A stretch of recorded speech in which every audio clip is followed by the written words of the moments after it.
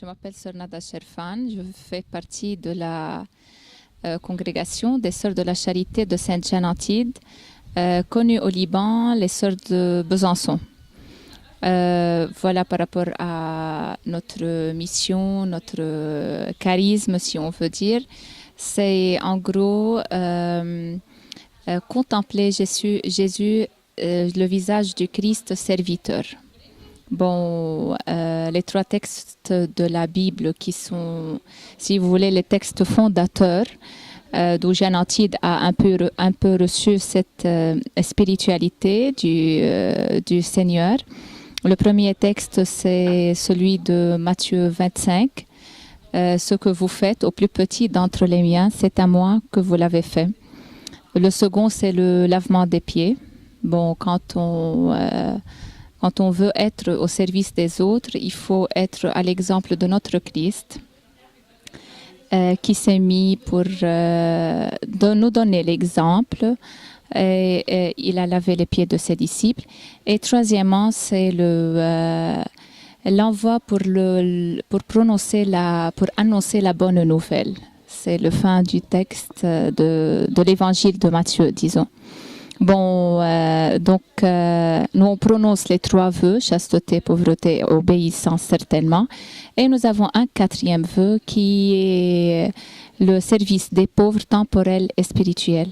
Et c'est ce quatrième vœu qui un peu donne le cachet de notre charisme, de cette spiritualité qu'a reçue Sainte-Jeanne-Antide du Seigneur. Oui, en tout cas, on vous remercie énormément d'avoir, si on veut dire, choisir de nous partager cette mission. Et nous, on est très, très contents de rencontrer ces jeunes pleins d'enthousiasme.